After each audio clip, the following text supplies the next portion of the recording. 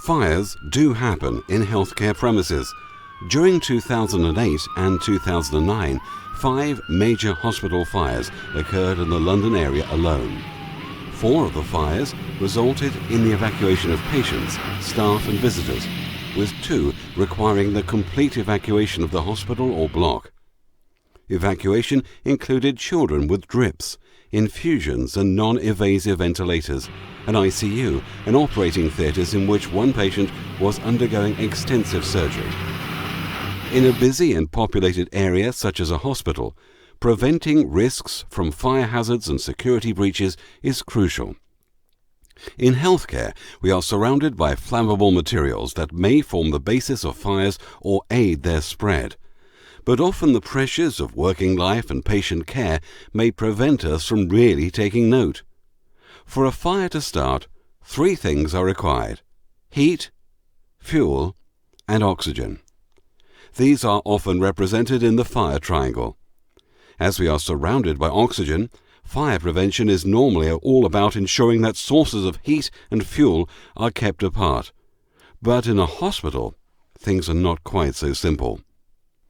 In healthcare premises, there are numerous sources of heat and fuel that can cause fires to start if adequate precautions or appropriate care is not taken.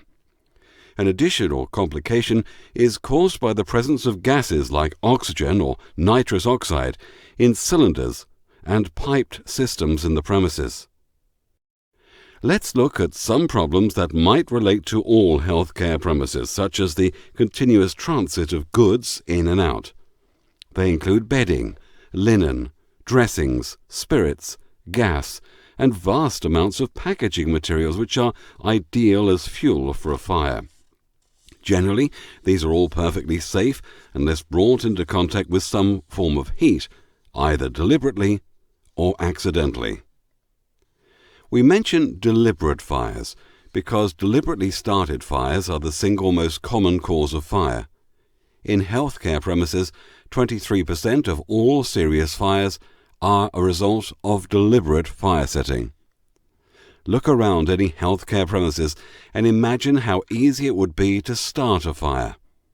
Opportunities may exist from laundry store doors left open, clinical waste bins left unlocked on landings or wards, waste and packaging stored internally or left adjacent to buildings externally.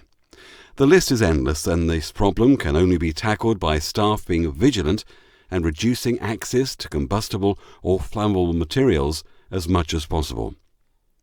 When you return to your work area, look around you and check for flammable materials that could be deliberately or accidentally set alight. Remember, flammable materials can include gases or liquids, such as alcohol-based cleaning gels. And while you are doing this, what sources of heat do you have that might ignite any of those materials?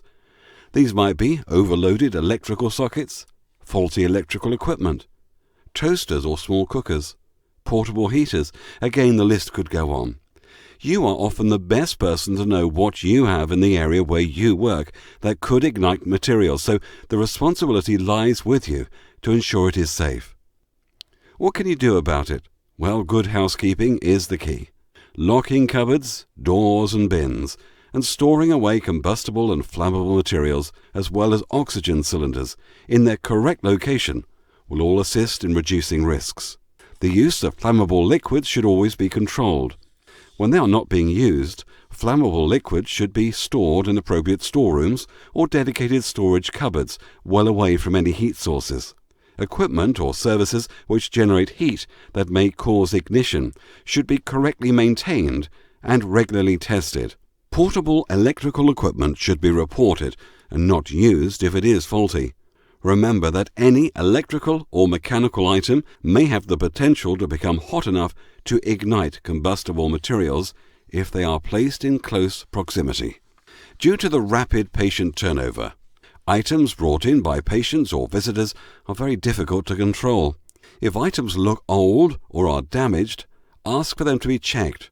Remember, even an MP3 player or razor chargers can become hot if placed under pillows. Hair dryers and straighteners can become very hot and should not be placed on bedding, towels, or other combustible material. Candles should never be allowed. Let's be real spoilsports. What about Christmas decorations, get-well cards, stuffed toys, and all the other knickknacks that find their way into healthcare buildings? Are they situated near potential sources of heat? Other risks that you may encounter might be illicit smoking, or contractors either not taking due care or not understanding the fire hazards. For example, when carrying out hot works near oxygen supplies or combustible materials. Remember, highly oxygenated air can add to the potential for a fire to start and spread. So consideration should be given to the isolation of oxygen supplies when an area is being evacuated. Supplies should always be turned off at the bed when not in use. Maintenance teams should operate a hot work permit scheme for all contractors performing hot works.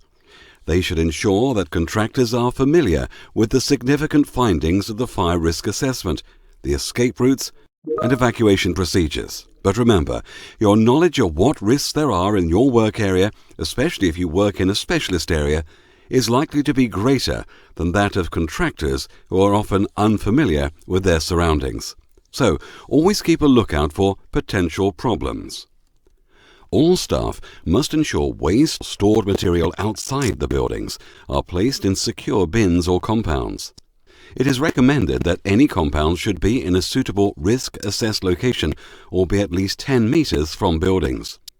If a fire does start and evacuation is necessary, remember that clear escape routes and refuges are critical to patient, visitor, and staff survival.